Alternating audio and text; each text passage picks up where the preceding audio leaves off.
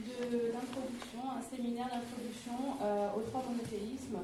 Voilà, l'histoire du christianisme, du judaïsme et de l'islam. Donc aujourd'hui, Dominique Borne, qui nous fait donc l'honneur d'être ici avec nous et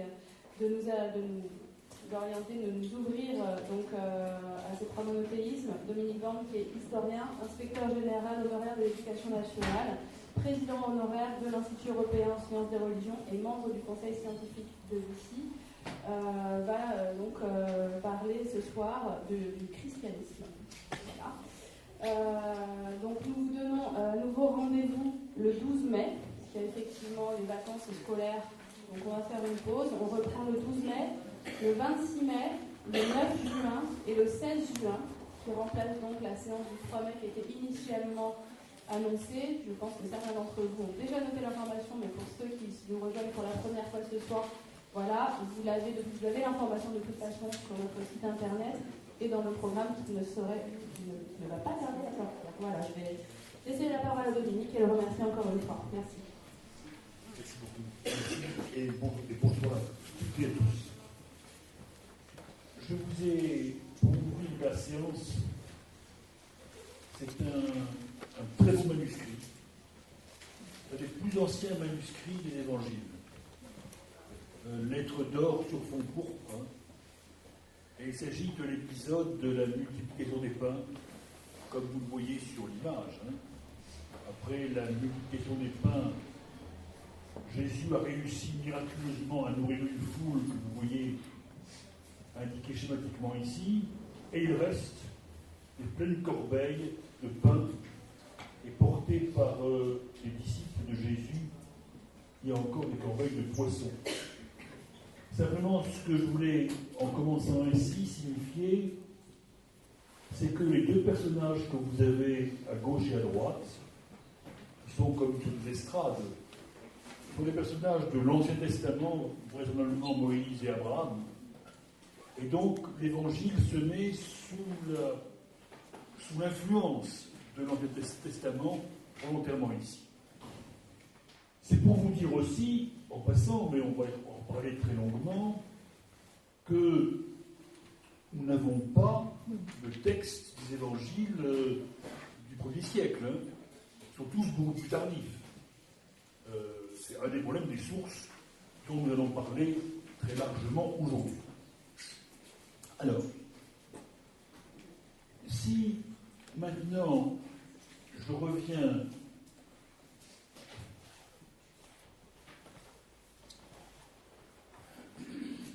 excusez-moi, c'est une initiation parce que c'est un Mac et d'habitude je travaille sur PC, donc je m'initie en même temps au maniement du Mac.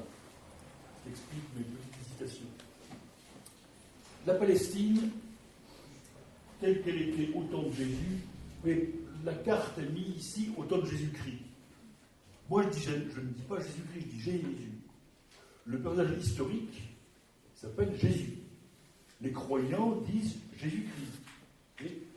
On peut le dire, les croyants disent Jésus-Christ, bien entendu, mais si on est strictement historien, moi je connais un personnage historique qui s'appelle Jésus. Alors, qu'il soit Christ, je n'en sais rien. Christ, c'est Messie. Donc, c'est la Palestine au temps de Jésus. Alors, ça me permet de... Je vais redire peut-être des choses que j'ai dit un peu autrement la dernière fois. Nous sommes en pays en gros dominé par Rome, après différents avatars dont nous avons largement parlé. C'est Rome qui domine. Rome a placé un souverain Hérode, à l'époque de la naissance de Jésus, c'est Hérode, un souverain vassal, qui gouverne. Puis après, c'est devenu province romaine en 6 de notre ère. Et là, il y a des Juifs, et les Juifs, il y a plusieurs tendances juives que je voulais rappeler parce que nous en avons besoin. En gros, il y a d'abord, très globalement, les Juifs qui veulent l'intégrité, qui veulent maintenir l'intégrité du message, et ce qu'on appelle les hellénistes. Nous verrons dans les textes, on dit les pharisiens et les hellénistes. Les pharisiens, intégrité du message, hellénistes, plus ouverts. On a déjà vu cette opposition la dernière fois. Parmi ceux qui restent fidèles au message. Alors Alors, les pharisiens, dont le nom apparaît sans cesse dans les évangiles, le groupe des pharisiens, ce sont les pieux. Leur préoccupation essentielle, c'est l'étude de la Torah. Dans les évangiles, Jésus discute tout le temps avec les pharisiens. Il va à la synagogue et il discute. Et les pharisiens, je le rappelle, il y a non seulement la Torah écrite, il y a la Torah orale aussi, puisque Moïse n'a pas pu tout copier de ce que Yahvé lui avait confié. Et la loi orale, elle est transmise toujours par les pharisiens de bouche à oreille, si je peux dire, de bouche en bouche. Il y a d'autre part un autre groupe qu'on appelle les Sadducéens. Alors Sadducéens, ça veut dire avec 2 D en général. Sadducéens, avec un C après, Sadducéens.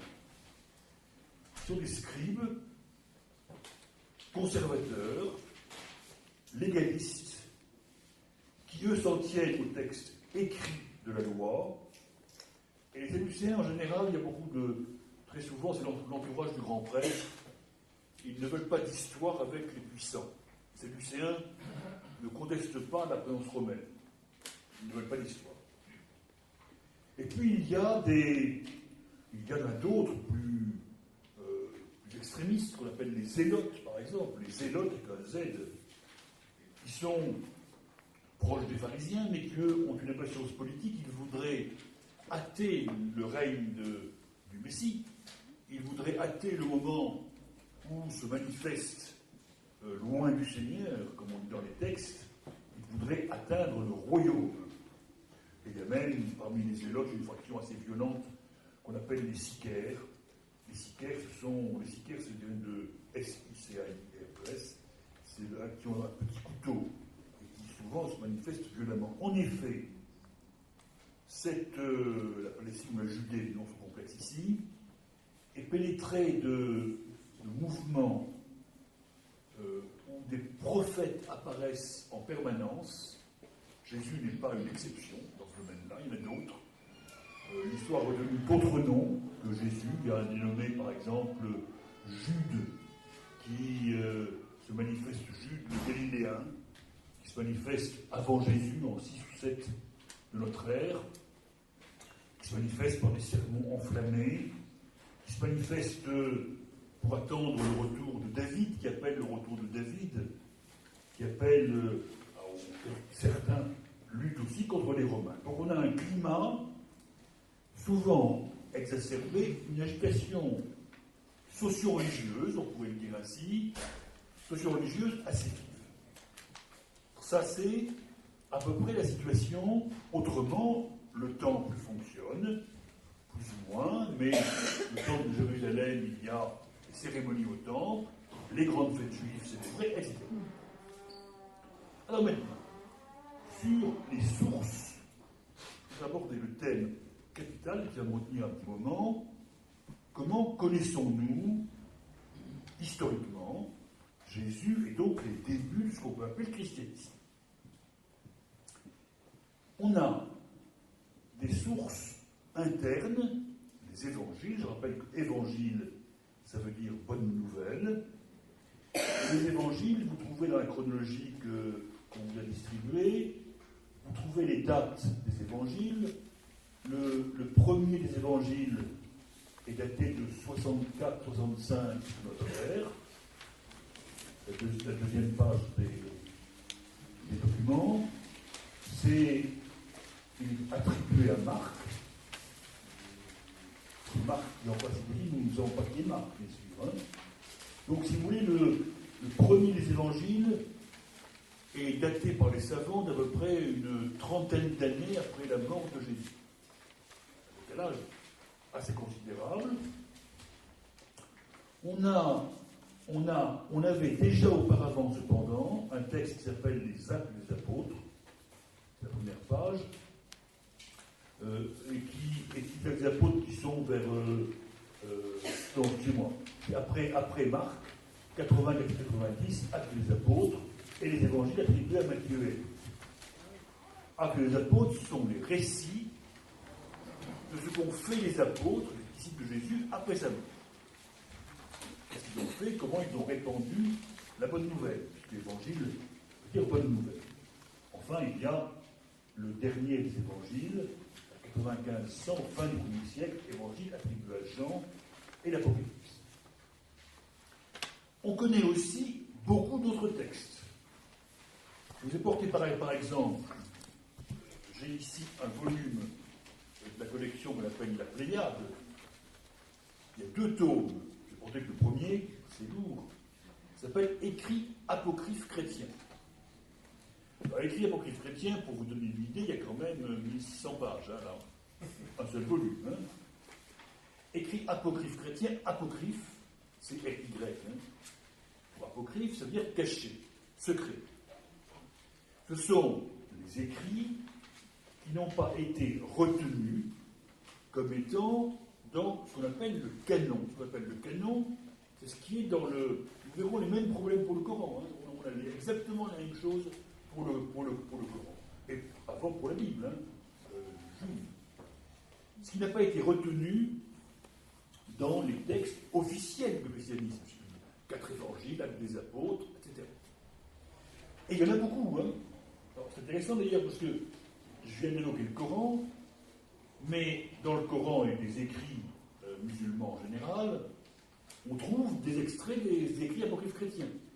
On trouve des morceaux qui ont été pris dans ces textes-là. Ça, ces textes se mêlent, se croisent.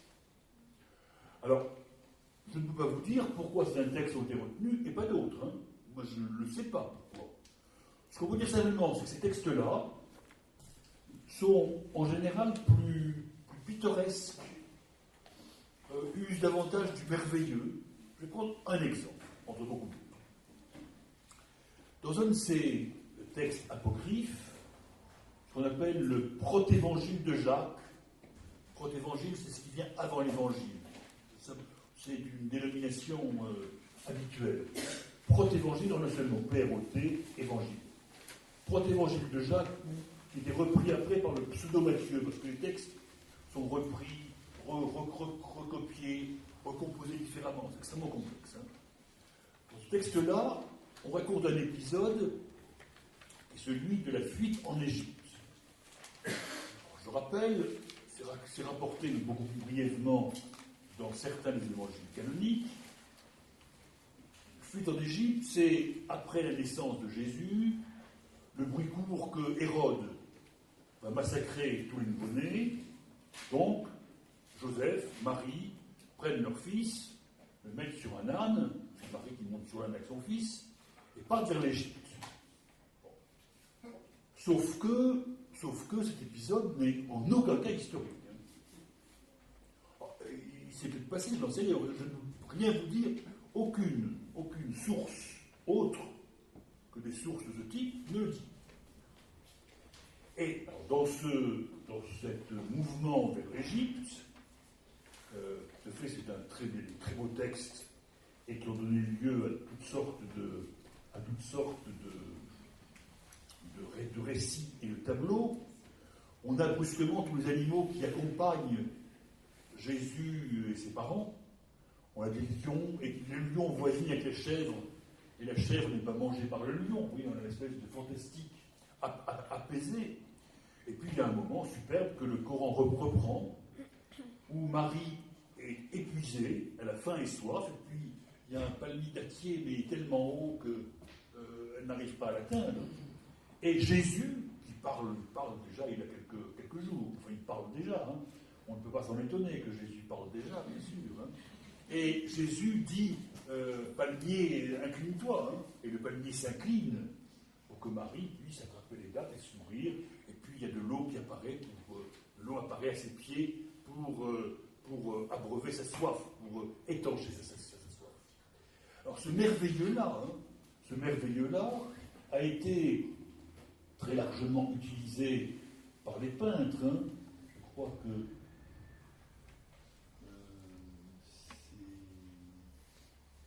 voilà.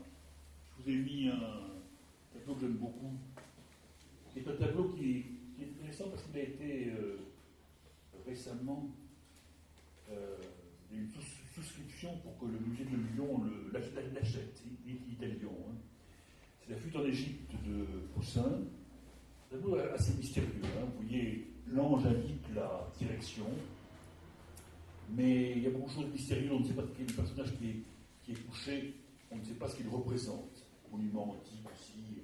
Tout ça est crypté et assez complexe.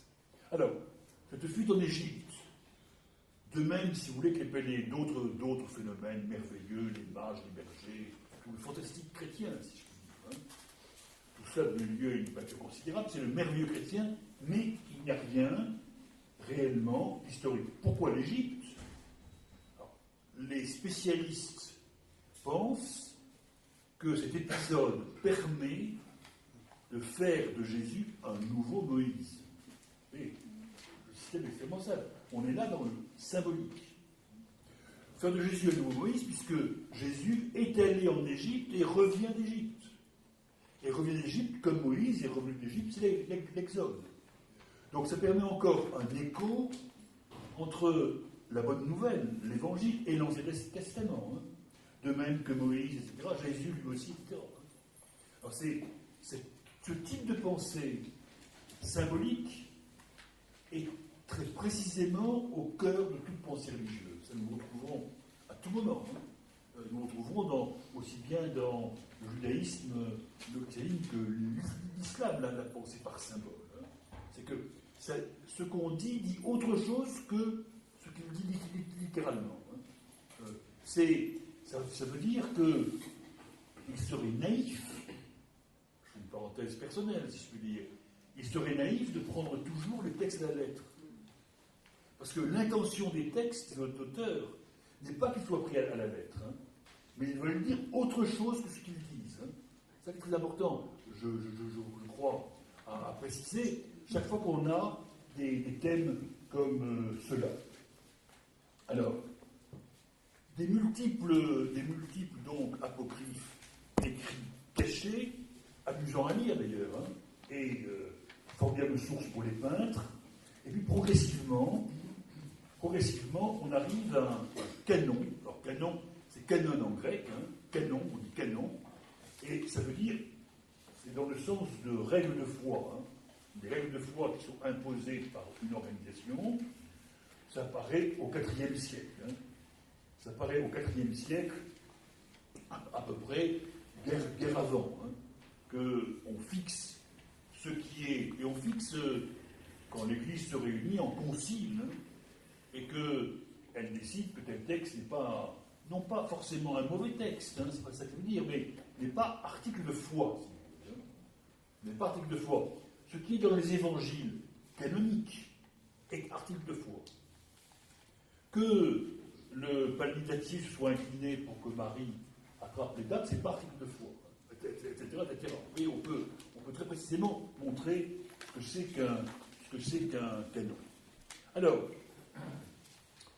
on a donc des textes, on a d'autre part aussi, comme texte essentiel, les épîtres attribués à des apôtres, c'est-à-dire des fidèles de Jésus ou de la deuxième génération, attribués à des apôtres, les épîtres, épîtres ça veut dire lettres, hein, tout simplement, hein, et en particulier les épîtres de Paul de Tarse, en Cilicie, et dont les épîtres ont été extrêmement importantes pour la construction du christianisme. J'en reparlerai. Les épîtres qui ont été écrites dans les années 50. Donc, si vous voulez, l'activité missionnaire que l'on saisit, l'activité missionnaire se déploie en une quinzaine d'années après la mort de Jésus. Hein. À peu près, on a une activité missionnaire et on a des églises qui se fondent. Hein. Alors, je vous ai mis dans les documents, on va la regarder ensemble, d'autres textes, sur des textes externes au christianisme, sur des sources, si vous voulez, qui ne sont pas de l'intérieur. Je parle de sources de l'extérieur, de l'intérieur, l'Évangile, Actes des apôtres, etc. Flavius Joseph, d'abord, Antiquité juive. Alors, je vous ai mis un texte, ce petit bout de texte, une littérature absolument gigantesque. Flavius Joseph est un juif du 1er siècle qui a fini sa vie à Rome à la fin du 1er siècle en écrivant toutes sortes de livres d'histoire, en particulier les antiquités juives, une histoire du monde juif. Et il fait allusion à Jésus dans le texte que vous avez là. Dans le même temps, vint Jésus, homme sage. Alors, je vais vous dire pourquoi j'ai mis en rouge certains extraits, parce que les passages que j'ai mis en rouge, la plupart des critiques, des historiens, pensent que le manuscrit n'est trafiqué au Moyen-Âge. Et que ce qui est en rouge a été ajouté ensuite sur des manuscrits. Et, alors, si toutefois il faut l'appeler un homme, mais ça veut dire que, en proposition, c'est véritablement pas seulement un homme, mais Dieu.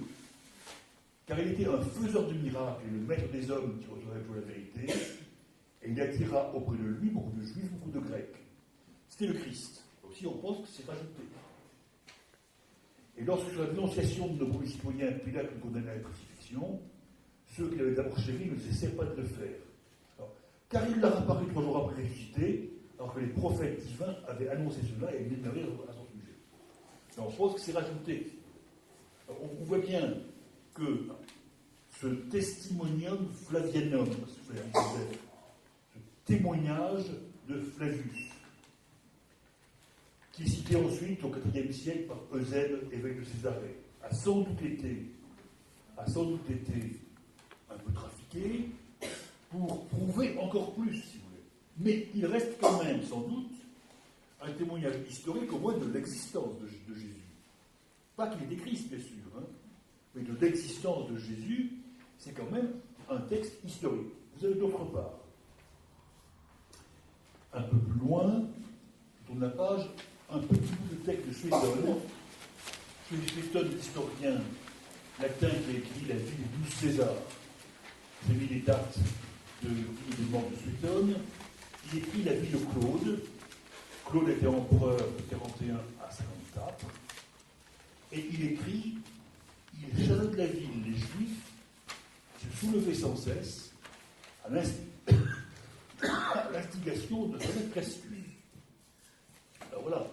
Après, il y a des tonnes de littérature savante sur ce bout de phrase. C'est pas étonnant, alors c'est conforme à l'histoire qu'on ne distingue pas à l'époque en chrétiens. C'est encore juif, les juifs. Et Christus, non pas Christos, mais c'est un nom que Suétone a entendu peut-être. Et donc il a mis Christus à la latine, et non pas Christos.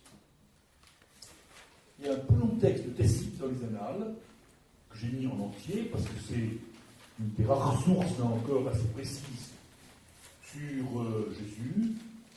Alors, ni les ressources humaines, ni les littéralités de l'empereur ou les cérémonies exploratoires ne font diminuer la rumeur infamante.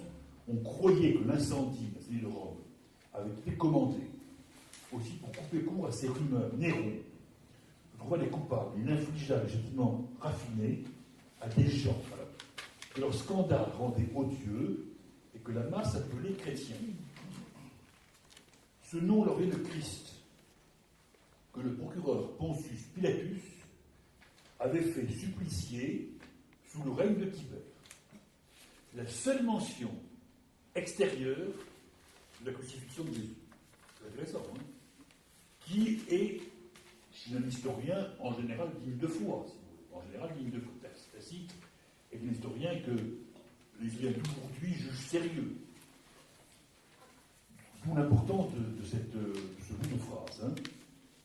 Contenu pour un temps cette superstition pernicieuse percée à nouveau, non seulement en Judée, où ce mal a pris naissance, mais à Rome même, où tout ce qu'il y a partout d'affreux et de honteux afflue et pour des gens pour l'accueillir.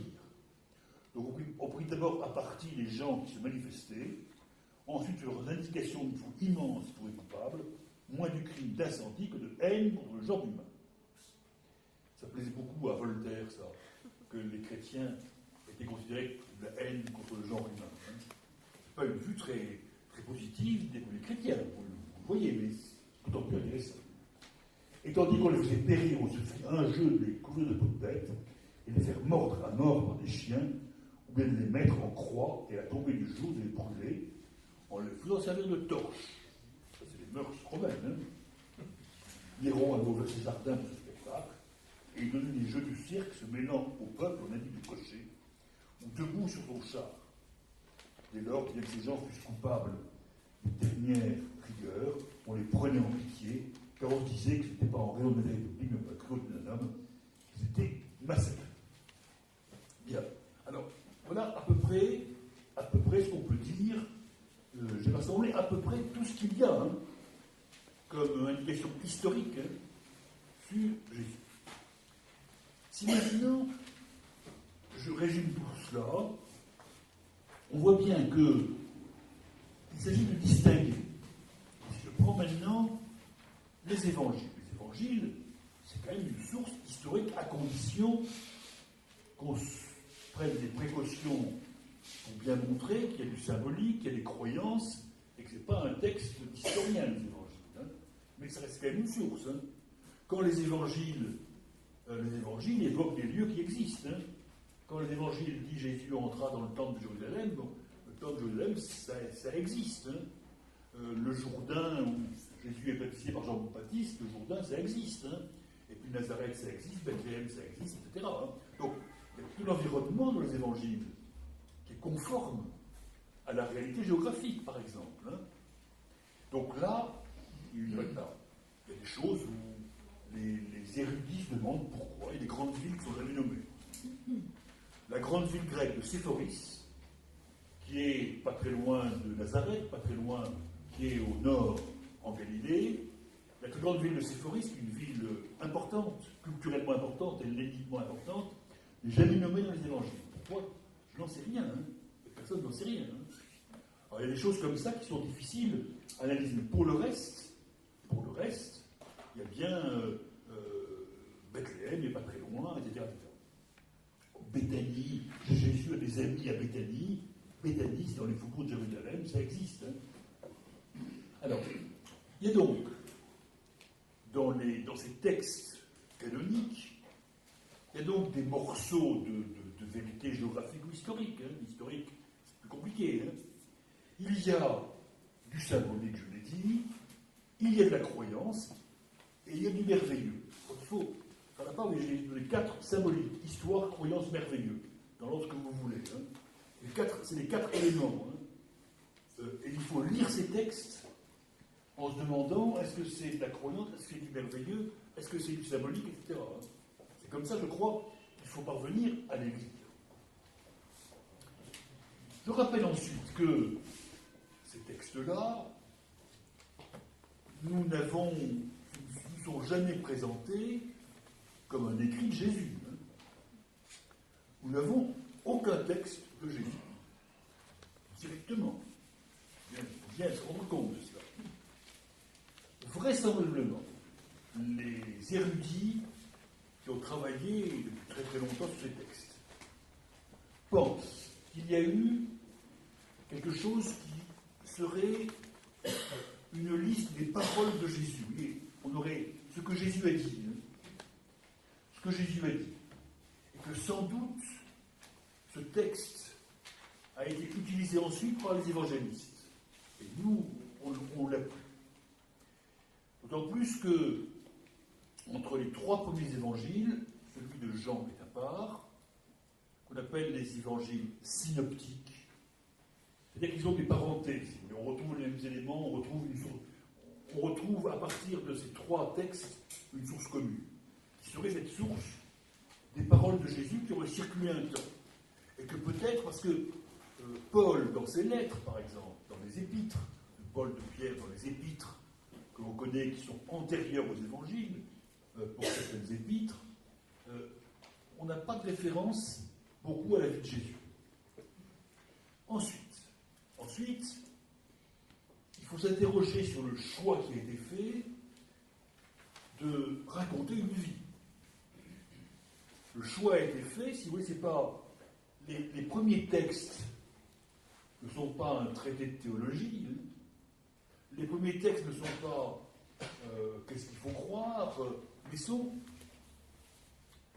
4 récits, 4 évangiles, 4 récits. pas toujours concordants, ce qui est aussi intéressant, hein, pas toujours concordants, ils disent pas exactement la même chose, de la vie d'un personnage. Et que cette vie, alors cette vie, on est dans le monde gréco-romain, les vies, voire plus tard, voire Suétone, est dans un genre littéraire assez fréquent, hein, les vies. Il y a eu aussi, bien plus tard, des vies du prophète, des vies de Muhammad, de la même manière, hein, pour édifier. Donc, on fait des vies, hein, et c'est la vie qui doit être le moteur de l'édification et de la bonne nouvelle. Je rappelle, évangélion en grec, ça veut dire bonne nouvelle. Je vous annonce la bonne nouvelle. Alors, qu'est-ce que dit Jésus dans ces textes? Vous voyez qu'est-ce que dit Jésus? D'abord, premier point, il est, je l'ai dit je crois, mais je vais l'affirmer fortement encore, il est à l'intérieur du judaïsme. À tout moment dans le récit, il est dans le judaïsme. Et jamais, à aucun moment, on ne lui fait dire, hein, on ne lui fait dire de fonder une nouvelle religion.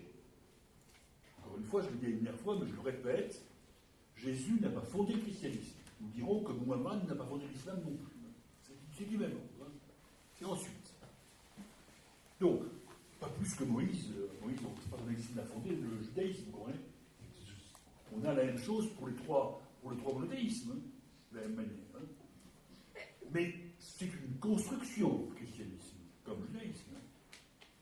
Cette construction s'appuie sur quoi? Sur un personnage. Alors, le plus simple à dire de ce personnage, c'est que c'est peut-être un faiseur de miracles.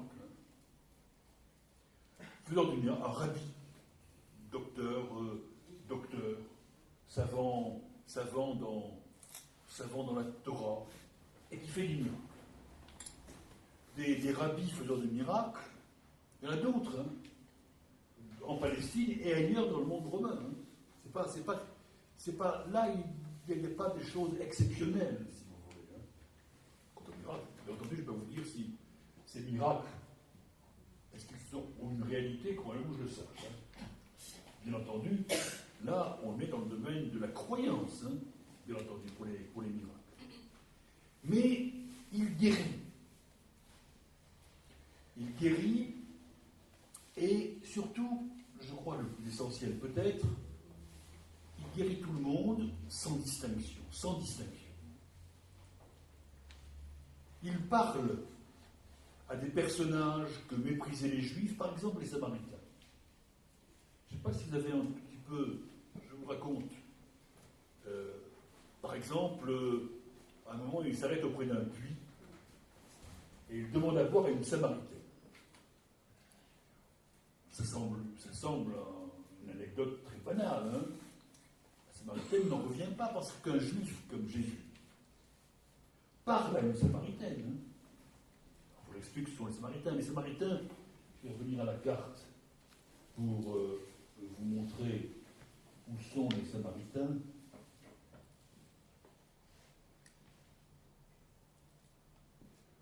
La Samarie est entre la Judée et la Galilée.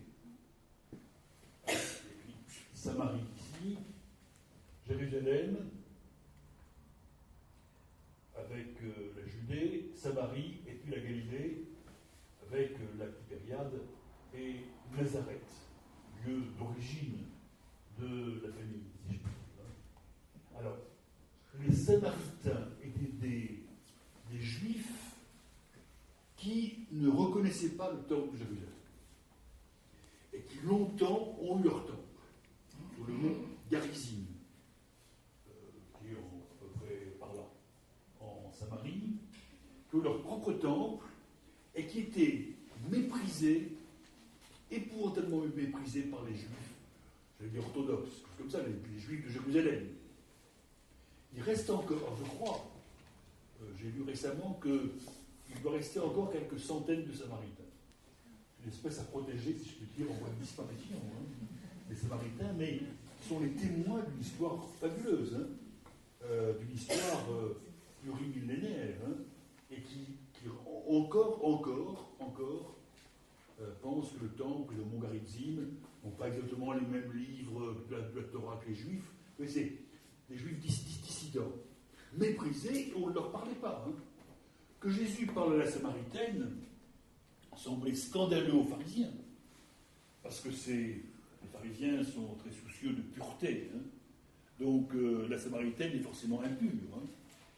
Que Jésus parle, je dis à peu près au hasard ici, à la femme adultère, hein, par exemple, hein, et ne condamne pas la femme adultère. Que Jésus donne à manger à ceux qui ont faim et puis guérisse ceux qui souffrent. Hein. Que Jésus chasse les démons, c'est une activité thérapeutique de chasser les démons. Les femmes possédées, racontent les évangiles, Jésus chasse les démons qui les dévorent à l'intérieur. Hein. Tout ça, on a une action, et la caractéristique, si vous voulez, c'est que Jésus ne rejette personne. Il ne rejette même pas les Romains. Rappelez-vous la fameuse phrase. On demande à Jésus dans les évangiles, est-ce qu'il faut payer les impôts? Jésus dit très simplement, montrez-moi une pièce. Et quelle est la figure qu'il y a sur la pièce? La figure, c'était Tibère, c'était un empereur romain. Hein. Il y a cette phrase très célèbre, rendez à César ce qui est à César. La pièce de monnaie est à César. Hein. Il y a sa tête dessus. Donc rendez à César ce qui est à César et à Dieu ce qui est à Dieu. Hein. Donc il n'y a jamais de discours contre l'occupant romain. Hein. Vous ne trouverez jamais ça dans les évangiles. Encore une fois, je ne sais pas ce que je disais lui-même, mais ce que rapportent les évangiles, il n'y a jamais ça. Et il y a ce discours qui reste un discours parfaitement juif, qui reste un discours parfaitement dans l'esprit de la Torah. D'ailleurs, si vous regardez, j'ai mis dans les documents le début de la deuxième page. Le début de l'évangile selon Matthieu. Le début de l'évangile selon Matthieu, je l'ai même coupé parce que je n'en finissais plus, mais généalogie de Jésus-Christ, fils de David, fils d'Abraham. Alors, pas la peine que je relise tout ça, hein, mais on arrive, vous voyez, il y a en tout 14 générations depuis Abraham jusqu'à David, 14 générations depuis David jusqu'à la déportation en Babylone, et 14 générations depuis la déportation en Babylone jusqu'au Christ. Donc c'est faire, très clairement, c'est le début de l'évangile, ça, hein, c'est faire de Jésus celui qui accomplit la Torah, très directement. Celui qui apporte la bonne nouvelle, l'évangile, hein, et qui annonce ce qu'on appelle dans les textes la venue du royaume, R majuscule, hein, la venue du royaume de Dieu sur terre, hein, et qui annonce dans ces textes. Alors, on est en plein.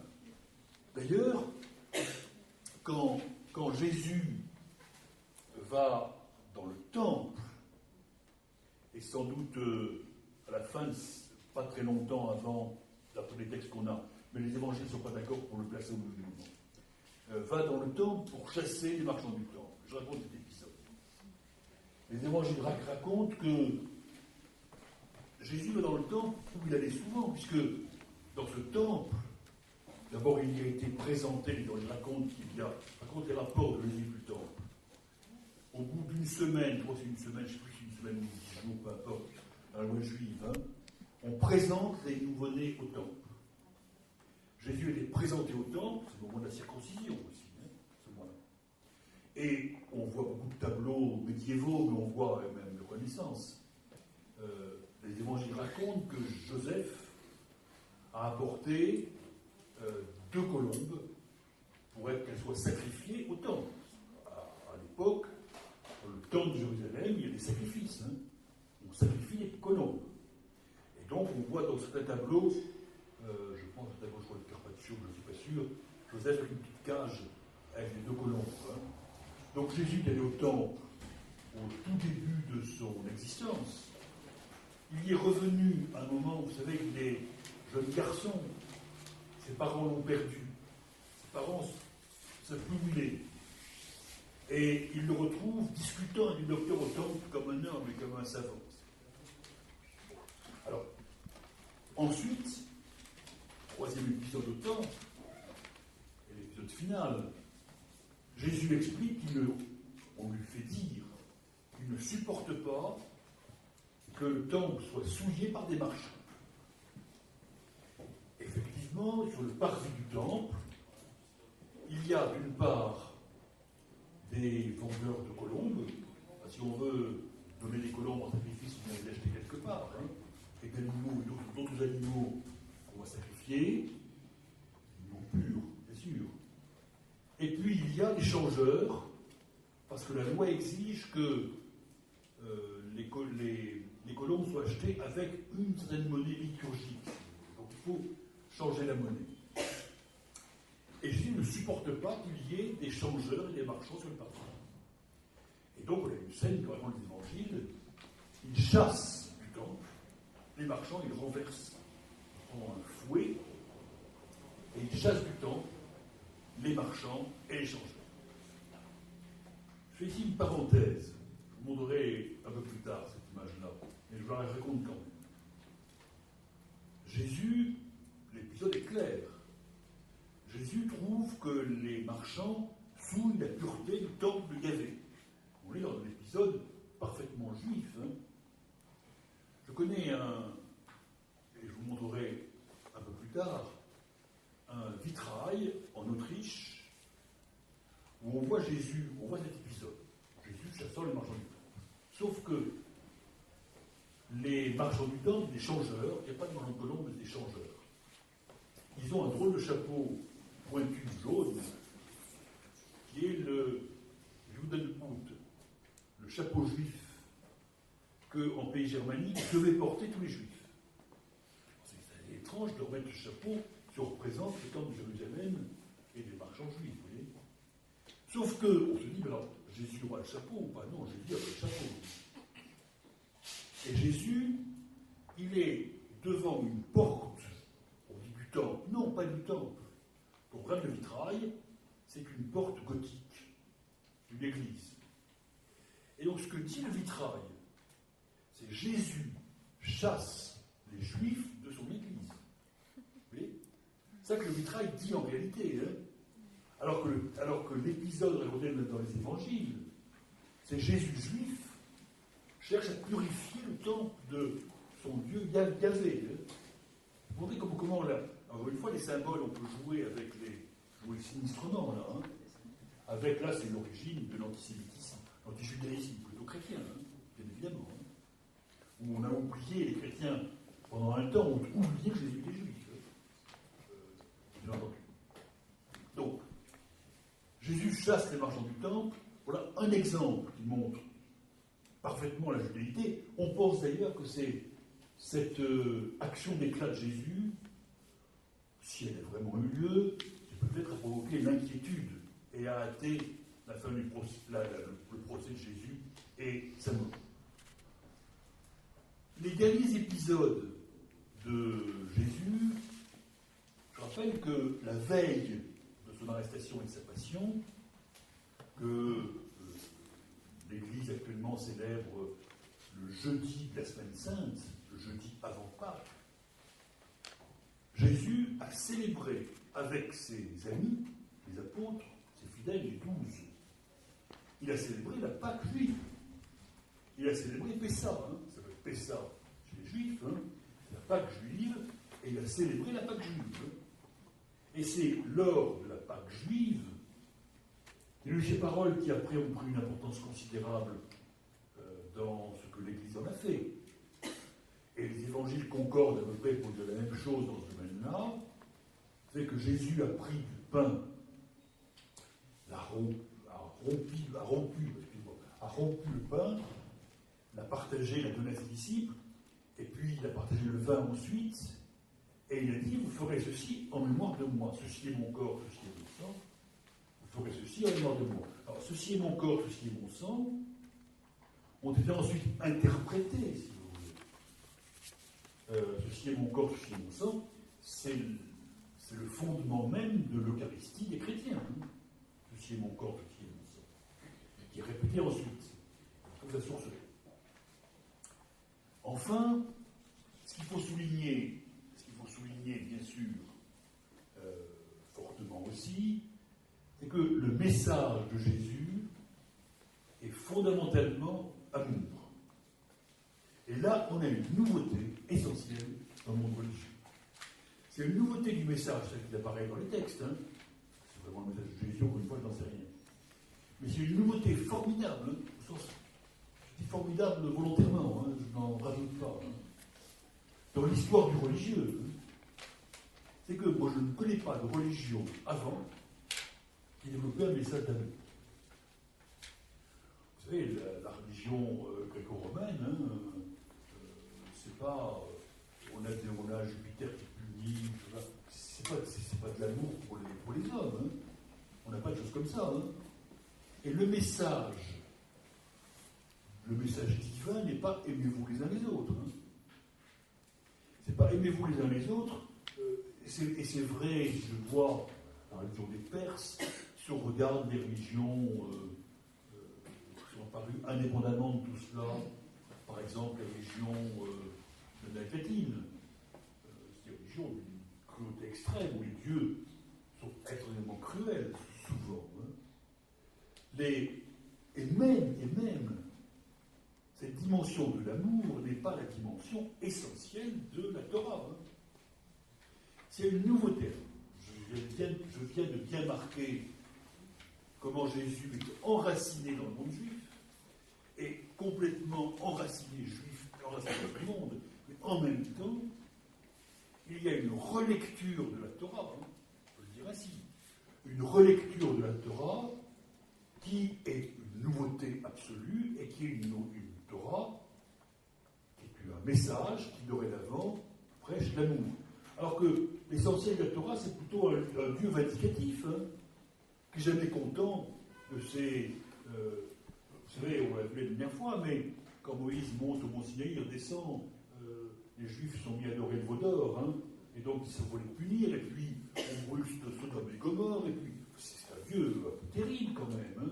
Il y a des passages plus tendres, si je puis dire, hein, mais ce n'est pas constamment un Dieu d'amour comme Jésus. Alors, ce qui se passe ensuite, ce personnage,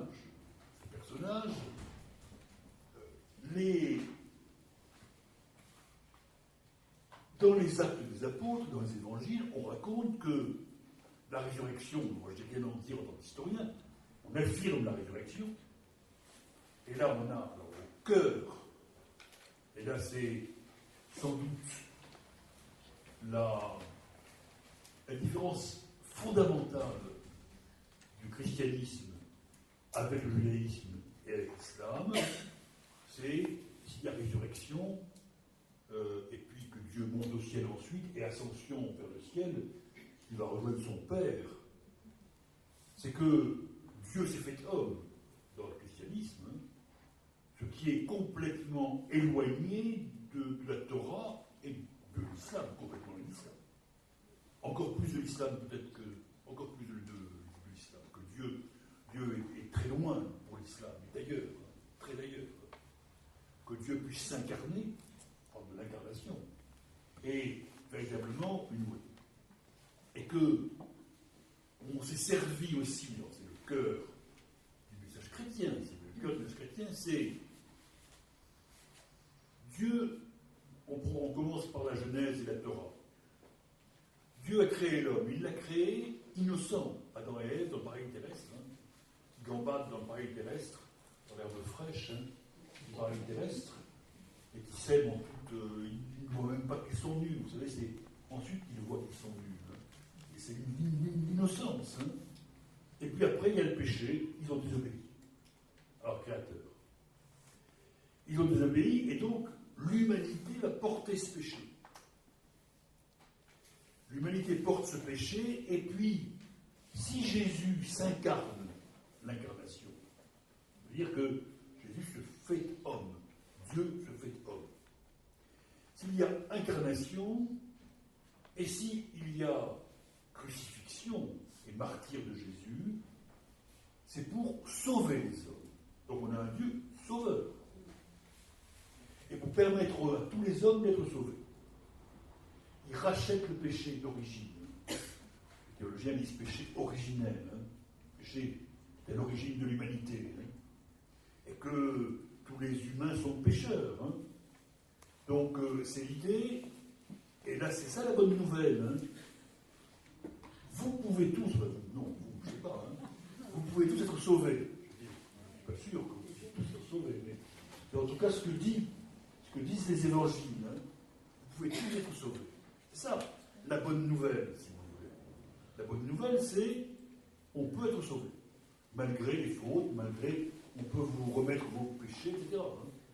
Donc, là, on a le cœur, hein, le cœur. Alors, tout ça a été construit progressivement, mais tout ce que je viens de dire, c'est dans les textes des évangiles. Hein. Je n'ai rien rajouté pour le moment aux textes des évangiles, crucifixion, et ensuite résurrection et montée au ciel. Hein. Donc, voilà en gros, si vous voulez, le message. Alors, ce message-là, il est en tout cas, je ne sais pas s'il est ce que Jésus, le personnage Jésus, était, personne ne peut le dire, hein, mais tel que ce personnage était construit, on va dire, dans le deuxième moitié du premier siècle. Ce personnage était construit, la deuxième moitié du premier siècle, construit ainsi. Et dans un premier temps, c'est très important à souligner, il ne s'agit absolument pas de fonder une nouvelle Église. Il ne s'agit absolument pas de fonder une nouvelle Église. Alors j'ai noté un passage des Actes des Apôtres. C'est la première page.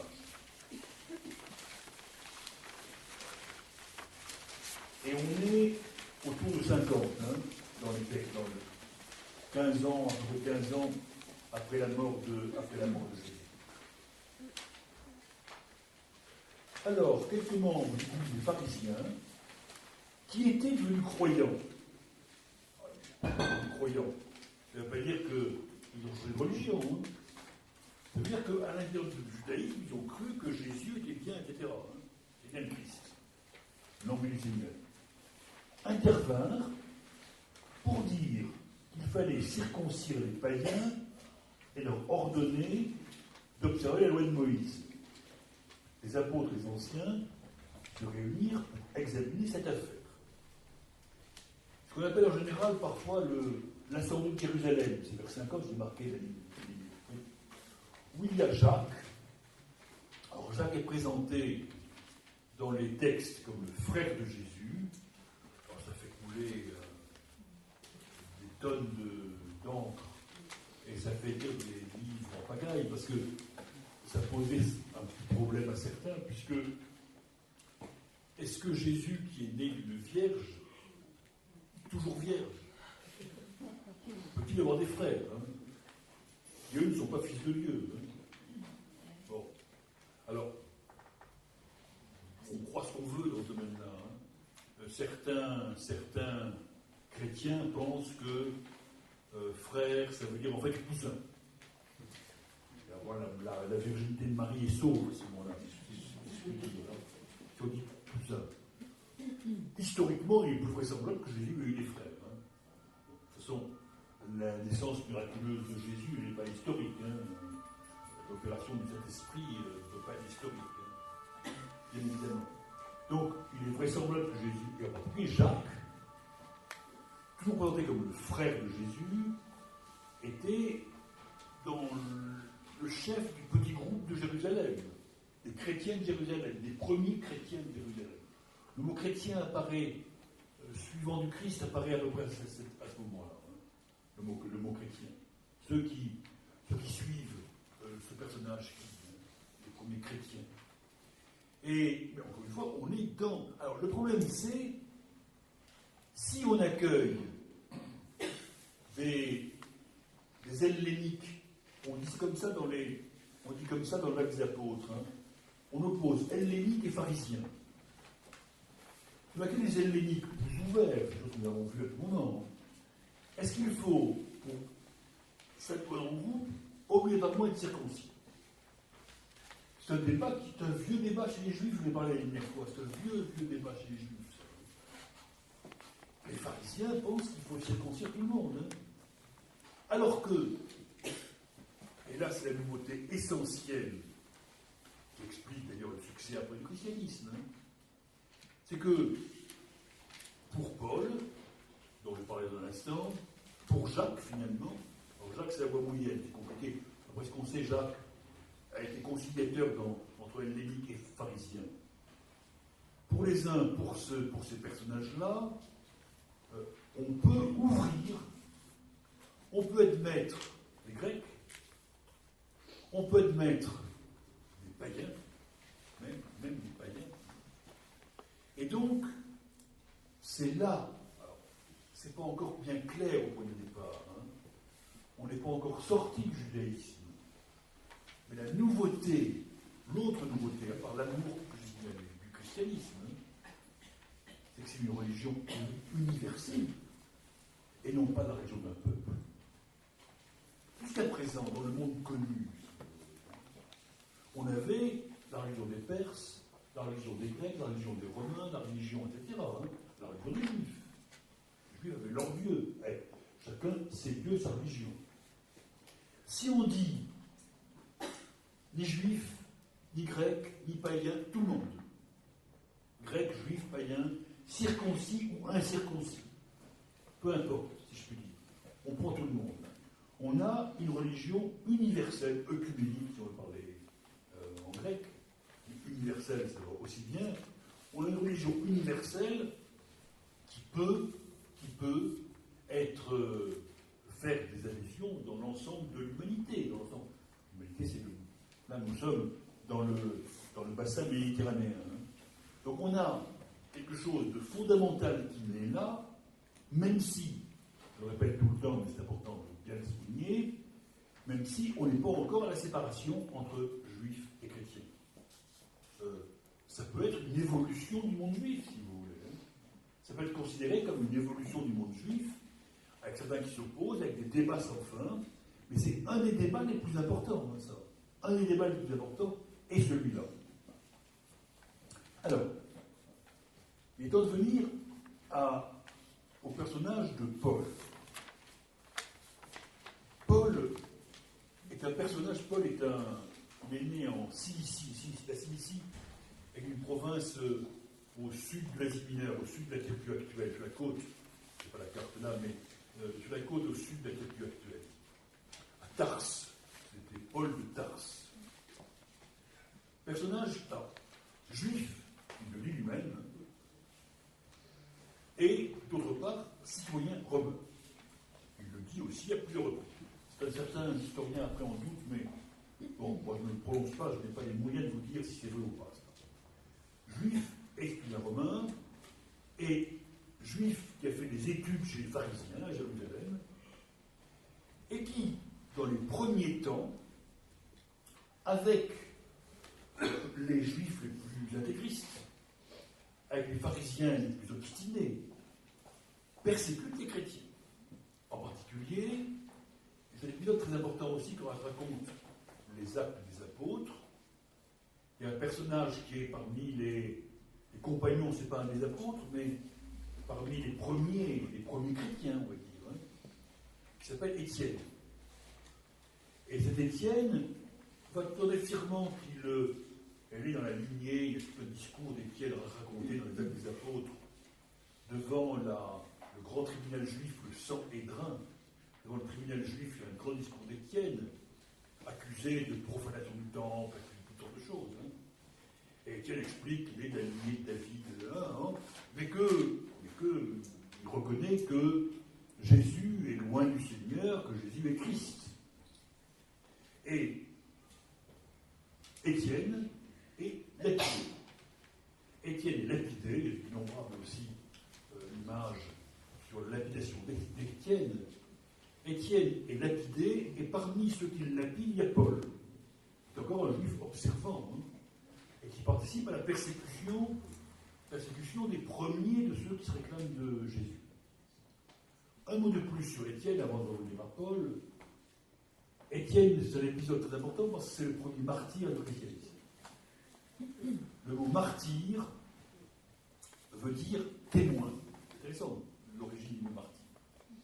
C'est pareil, j'ai quelque part ici, comme c'est ici aussi, le mot martyr en arabe veut dire aussi témoin. C'est la même chose. C'est exactement la même chose. Un martyr est quelqu'un qui témoigne de sa foi. Témoigne de sa foi. Et donc, Étienne, le premier martyr, est un des éléments du futur christianisme, hein, on n'est pas encore dans le christianisme, ça va être de se fonder sur le sang des martyrs. Il y a des persécutions au début de l'Empire romain, et ça va être un exemple, crainte, modèle. Les martyrs vont façonner, tous les débuts du christianisme vont être façonnés par les martyrs. Les martyrs qu'on voit après sur le tableau, c'est une palme, la palme du martyr, hein, qui indique que les martyrs sont des martyrs. Là, dans les monothéismes, c'est classique, hein, c'est pareil dans l'islam, sont des martyrs qui ont subi les supplices et la mort au nom de sa foi, comme témoin de sa foi. On voit directement au ciel, hein, il n'y a pas de problème. Hein, on ne veut pas attendre dans l'antichambre du purgatoire, directement au ciel. Donc, Étienne est le premier martyr. Alors, je reviens à Paul. Paul est très important parce que Paul convertit, après avoir participé au lynchage d'Étienne, à une vision. Vous savez, il y a plein de tableaux encore, le chemin de Damas, hein, on parle encore, il a eu son chemin de Damas. Hein. Et Paul est saisi d'une lumière, il tombe de cheval, hein, de saisissement. Un tableau du Caravage dans l'église de Rome, qui est somptueux pour le montrer. Il tombe de cheval et il reconnaît le Seigneur. Donc il reconnaît son erreur, il n'a pas voulu reconnaître le Seigneur, et il le reconnaît. Et Paul va être un infatigable apôtre. Les voyages de Paul vont être incessants en Méditerranée, vers la Grèce, vers Corinthe, vers Éphèse, il ira à Rome, etc. Hein. Et Paul va écrire des épîtres qui ont été conservées pour la plupart. Pour certaines, ne sont pas forcément authentiques, mais l'essentiel est authentique, vérifié par les historiens. Et je vous ai mis un petit passage de l'épître, la première épître aux Romains. Paul, serviteur de Jésus-Christ, appelé à être apôtre, mis à part pour annoncer l'évangile de Dieu, annoncer la bonne nouvelle. Hein.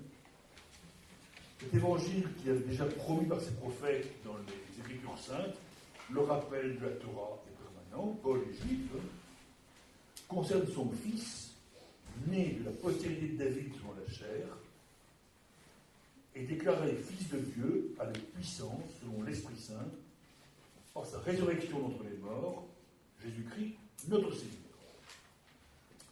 Par lui, nous avons reçu la grâce d'être apôtres, pour amener en son nom à l'obéissance de la foi tous les peuples païens, parmi lesquels vous êtes aussi, vous qui avez été appelés par Jésus-Christ. Il reste aux Romains, il reste une petite communauté de Romains. À tous ceux qui à Rome sont bien-aimés de Dieu, appelés à être saints, que la grâce et la paix vous soient données de la part de Dieu, notre Père, et du Seigneur Jésus-Christ. Je me dois aux Grecs et aux barbares. On trouve l'universalité aux Grecs et aux barbares, aux savants et aux ignorants. Il ne s'adresse pas à une classe sociale particulière, mais à tout le monde. Ainsi, j'ai un vif désir de vous annoncer aussi l'Évangile à vous qui êtes à Rome, car je n'ai point honte de l'Évangile. C'est une puissance de Dieu pour le salut de quiconque croit, du juif premièrement, puis du grec. Parce qu'on lui est révélé la justice de Dieu par la foi et pour la foi. Selon qu'il est écrit, le juste vivra par la foi. Je ne peux pas faire un petit commentaire ici de ce texte de l'apôtre Paul est très important aussi pour la suite, parce que c'est un des textes, c'était le premier grand texte évangélique commenté par Luther et adopté par Luther. C'est un texte qui a été très important pour la réforme au VIe siècle. Je le dis maintenant, nous en reparlerons. Je ne crois pas que cette année, on n'aura pas le temps, mais l'année prochaine, si on continue. Mais ce texte-là, quand il lui est révélé la justice de Dieu par la foi et pour la foi, j'aurais dû en mettre plus pour que ce soit plus explicite, mais pour Paul, on est sauvé par la grâce de Dieu. Si Dieu donne sa grâce, et on est sauvé, on est justifié par la foi. C'est un débat, c'est pas encore un débat à ce moment-là. Mais ce texte va être l'objet d'un débat infini. Est-ce qu'on gagne le royaume des cieux par la foi, ou parce qu'on est, ou par ce qu'on appelle par les œuvres, ou parce qu'on est un bon fils, un bon père, un bon mari, qu'on donne l'aumône aux pauvres, etc. La foi et les œuvres. Ça va être un débat. Qu'est-ce qui sauve, la foi ou les œuvres? C'était un débat dans tout le christianisme fondamental. La foi ou les œuvres. Dans l'islam, on dirait la foi et les œuvres. On dirait, je pense qu'on dirait les deux ensemble. Les deux ensemble d'un même mouvement, me semble-t-il, pour l'islam, me semble-t-il. Mais l'opposition entre la foi et les œuvres est surtout la grâce.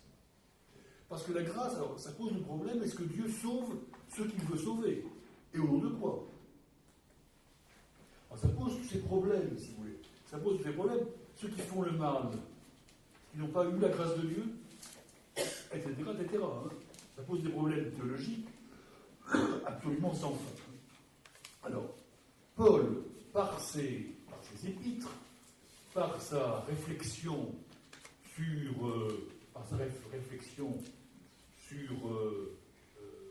les évangiles, bien qu'étrangement, il les cite fort peu, les évangiles, mais par sa réflexion sur Dieu s'est fait homme et ressuscité pour nous sauver, il dit ici, est un personnage absolument essentiel, un personnage clé de l'ensemble de... Alors, il me reste, je vais vous donner la parole si vous le souhaitez. Je vais le laisser pour la prochaine fois parce que je pensais aller plus vite, mais bon, il faut le temps qu'il faut. Il me reste à expliquer comment c'est devenu la religion du romain. Si vous voulez. Parce que le problème historique, et je vais conclure là-dessus avant de vous donner la parole. Le problème historique, c'est pas tant l'existence de Jésus, c'est pas exactement ça. Des illuminés, il y en a eu dans toute l'histoire. Mais comment, à partir d'un obscur rabbi juif, on arrive à la religion chrétienne qui va atteindre l'essentiel de l'humanité, si vous voulez. C'est ça le problème.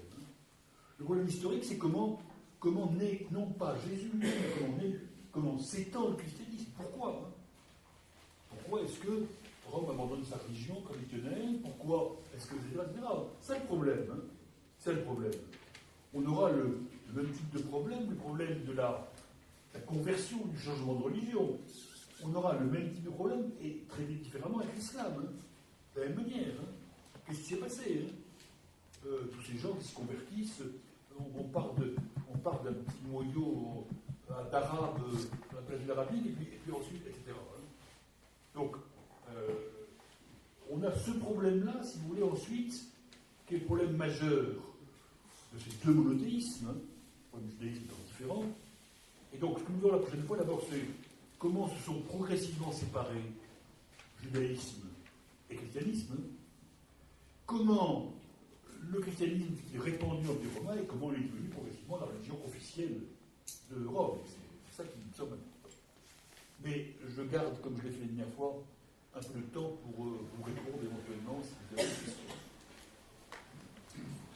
Okay. Je rappelle qu'on peut aussi ne pas être d'accord avec moi. On peut aussi contester ce que je raconte. Est-ce qu'il y a des questions? Oui, vous en prie. Oui. Oui, je voulais vous poser une question en tant qu'historien. Ça concerne ce fameux épisode des films des Innocents, donc, que même Flavius Joseph apparemment il semblerait qu'il n'en fait absolument pas référence. Donc, est-ce qu'il y a une référence historique ou est-ce qu'il n'y en a aucune? Non, il n'y a aucune référence historique. Ça, l'historien dit, c'est pas impossible quand on connaît Hérode. Dire que c'est pas impossible quand on connaît Hérode, c'est pas une cause historique, si vous voulez. Hein. C'est pas une cause historique. Non, sur les saints innocents, martyrs avant Étienne, d'ailleurs, j'aurais dû le dire, hein. Martyrs avant Étienne, même. Hein. Il n'y a aucune donnée historique. Pas plus qu'il y en a. Pas plus qu'il y en a sur les rois mages, pas plus qu'il y en a sur la naissance à Bethléem, j'aurais dû le dire aussi. Personne ne sait où est Jésus, hein. Ni quand, la date. Les historiens arrivent par des recoupements à dire 6 avant notre ère. Hein. C'est un peu ballot que je dis soit né avant Jésus-Christ, mais c'est comme ça. 6 avant. Mais sûrement pas Bethléem, vraisemblablement à Nazareth. Hein. Et si on le fait naître à Bethléem, c'est plus symbolique, c'est comme, parce que c'est la ville de David. Donc s'il va en Égypte, c'est pour rattacher à Moïse.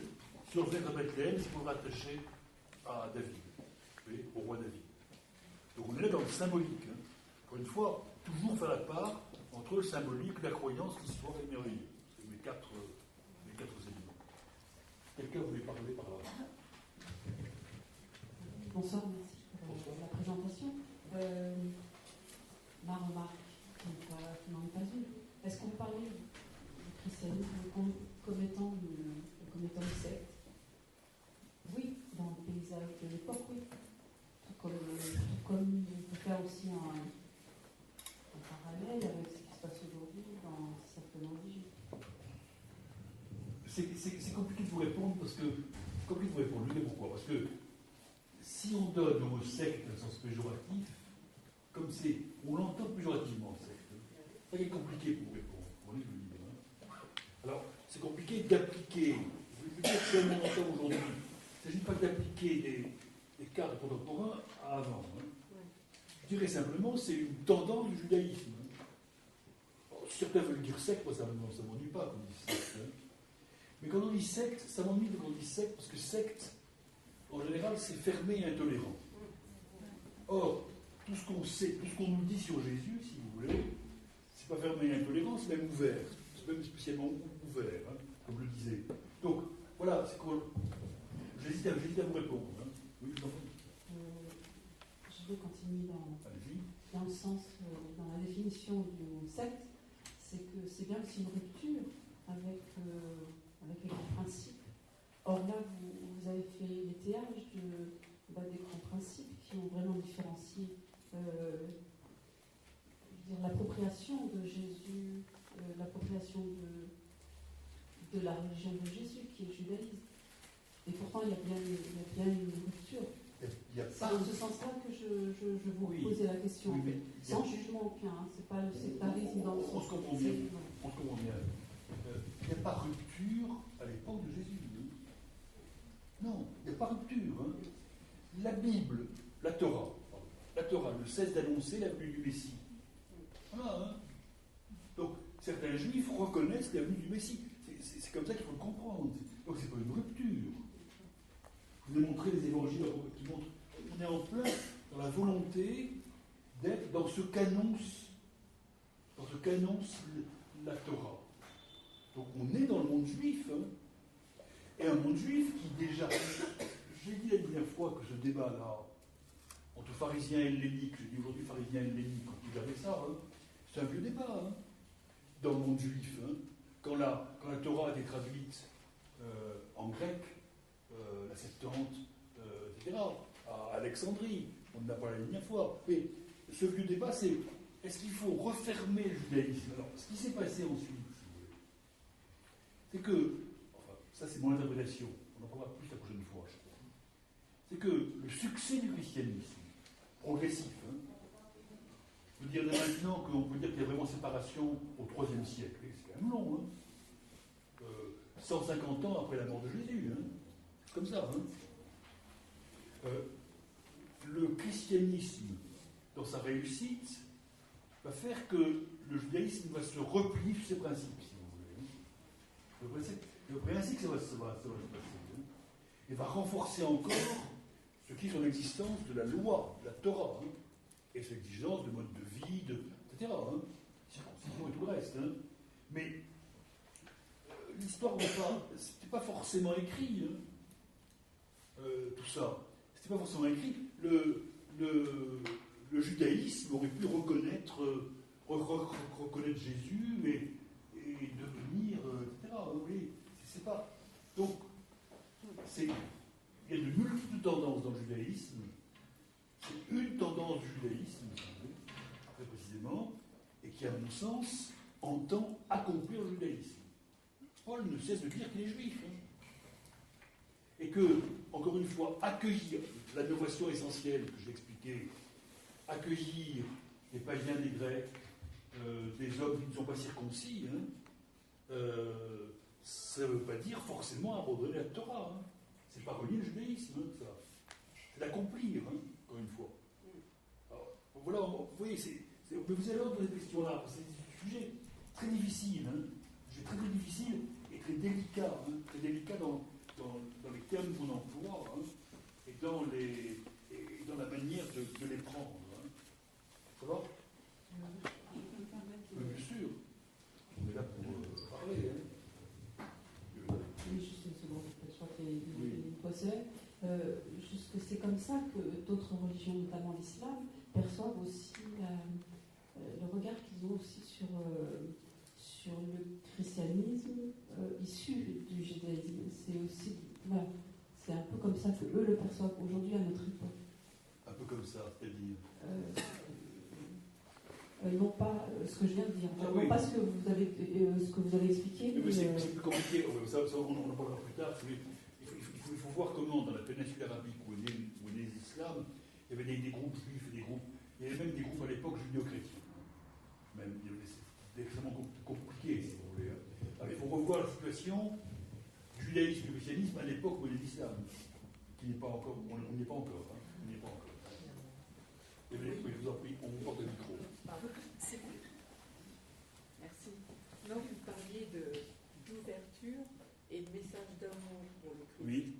Or, il y a une thèse que vous connaissez sans doute, enfin, une thèse, René Girard, qui, dans un livre, J'ai vu Satan tomber comme l'éclair, montre que finalement la révélation que fait Jésus au sein de sa communauté, de son époque, c'est de montrer que jusqu'à là,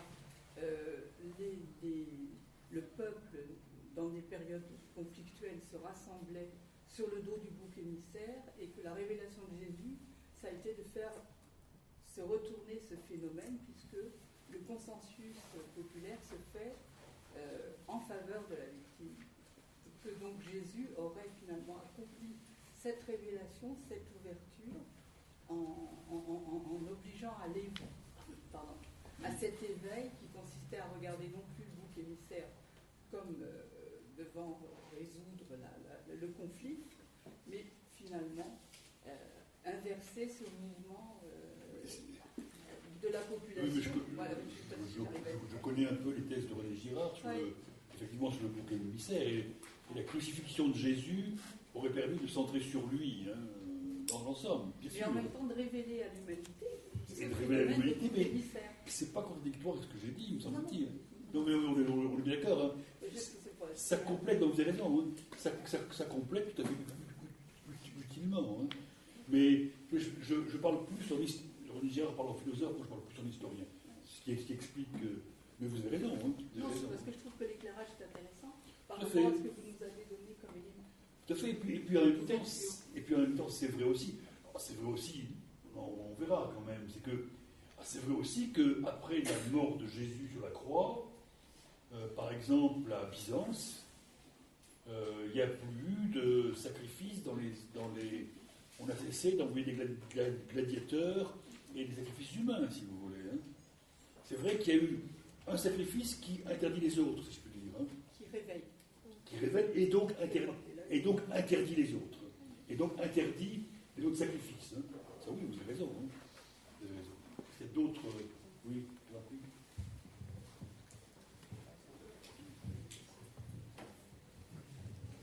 Oui, je voulais vous poser une question par rapport à ce qui a été évoqué là précédemment. Jésus évoque, par rapport au judaïsme et au christianisme, il le dit à un moment, parce qu'il a été question question à un moment de dire que c'est une abrogation, en fait, le christianisme, en quelque sorte, de l'Ancien Testament, le Nouveau Testament qui abroge l'Ancien Testament. Or, non, c'est pas ce qu'il dit. Lui, il dit qu'il est venu pour accomplir et non pas pour abroger la loi. Donc la loi, je suis Absolument. Et donc, moi, j'avais une question. Est-ce que historiquement, on a des traces du fait que Jésus enseignait dans les synagogues? Oui. Il y a des traces historiques? Les évangiles le disent. Oui, c'est l'évangile. Oui, mais voilà, on n'a pas de trace historique. On n'a aucune trace archéologique de Jésus, si je peux dire. Archéologiquement, il n'y a rien.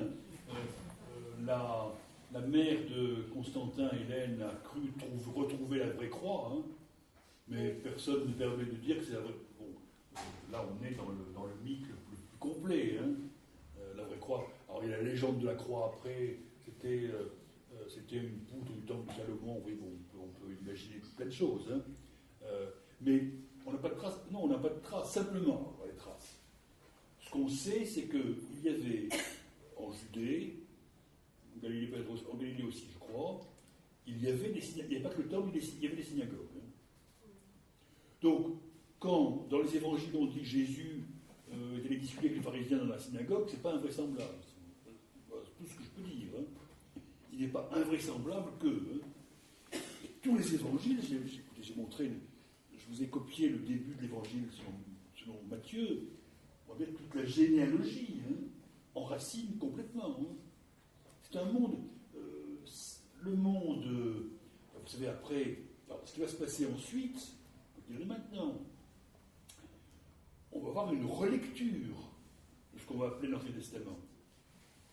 Par exemple, le sacrifice d'Isaac va être lu, et c'est intéressant de voir comment, peut-être on essaie de le faire un jour, de voir la lecture du sacrifice d'Isaac pour les trois monothéismes, parce qu'il y a des lectures différentes pour les trois monothéismes. Pour les chrétiens, le sacrifice est lu comme annonçant le sacrifice du Christ. Si vous voulez, directement. Annonçant ce que vous dites. Oui, tout à fait. On est dans la logique de cette logique-là. Et le sacrifice d'Abraham, c'est central. C'est l'obéissance à Dieu, etc. Et c'est la soumission aux volontés de Dieu, c'est quelque chose de central dans la Torah. Alors c'est relu comme ça. C'est relu, et on relit tout. Et les évangiles le font tout le temps. Je l'ai dit, la fuite en Égypte, c'est pas historique, mais ça rappelle Moïse, etc. C'est une relecture. Ils sont pétris de la Torah, ces gens-là. Tous les gens qui écrivent, ils ont fait toutes leurs études en lisant la Torah, en la relisant, etc. Donc les évangiles sont pleins d'expressions. Ça renvoie tout le temps. J'ai une édition ici avec plein de notes, une édition un peu savante, où ça renvoie à l'Testament. Il n'y a pas une ligne de l'évangile qui n'est pas un renvoi à une phrase dans ce testament, si vous voulez. On est.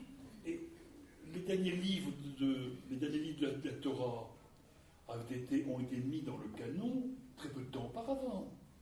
Et on peut imaginer un système où les évangiles auraient été les derniers livres de la Torah. Oui, c'est pas un peu dans une autre issue de l'histoire, si je peux dire. S'il n'y a pas eu séparation, on aurait pu ajouter les évangiles comme d'autres livres de la Torah. Il n'y aurait pas eu de Nouveau Testament ou d'Ancien Testament. Il y avait à la fin de la Torah, il y aurait eu la bonne nouvelle. Oui, c'est pas impossible. Et le Christ a été annoncé par Isaïe, etc. On est dans la continuité et même on vérifie même l'Ancien Testament. C'est ça. Et après, il y a une continuité. Après tous les penseurs chrétiens vont analyser la continuité. La création du monde, etc. Et la continuité, puis il y a un moment où Jésus vient. Et à ce moment-là, c'est une nouvelle histoire l'histoire se poursuit. Est-ce qu'il y a encore des remarques? Oui, je suis très déçue parce que j'aurais voulu avoir une réponse. Non, pas déçue, votre conférence, elle est géniale. Excusez-moi.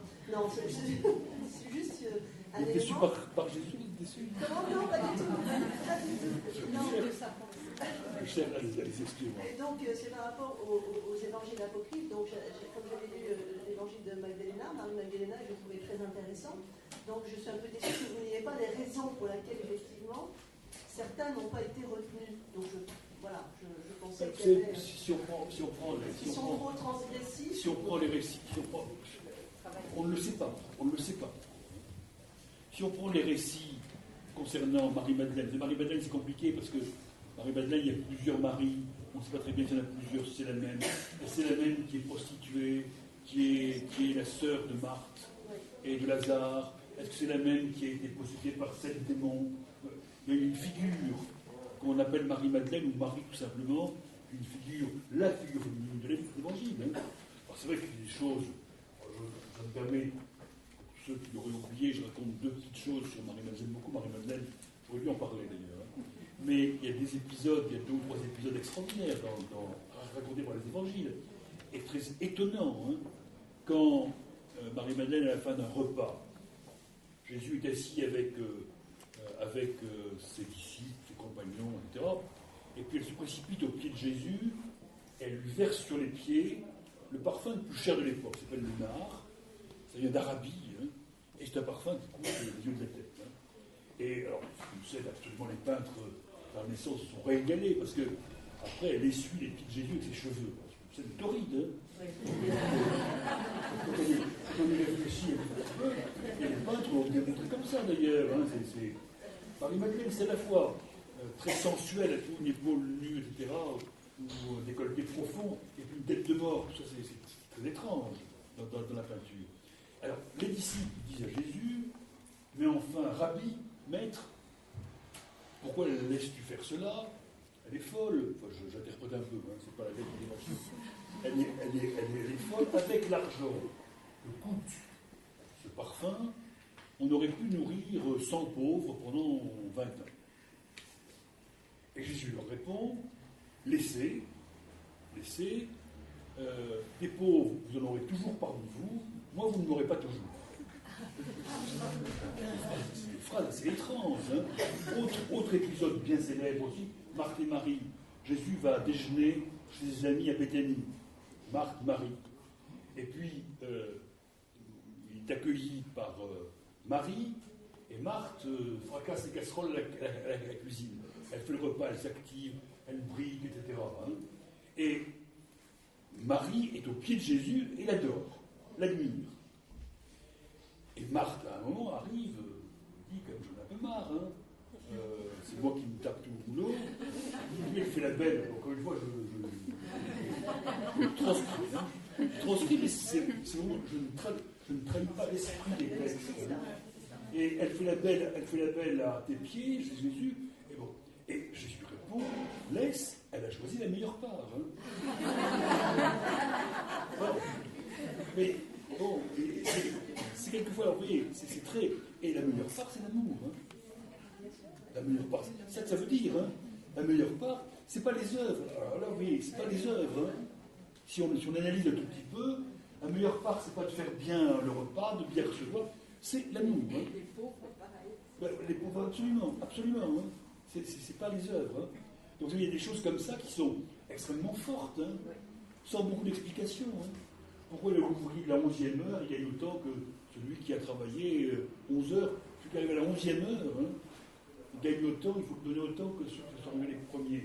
Par exemple, il y a des choses assez raides comme ça dans les textes évangéliques. On n'a pas fini de commenter depuis les débuts de l'humanité. Voilà, je vous laisse avec tout cela. Avec Marie-Madeleine.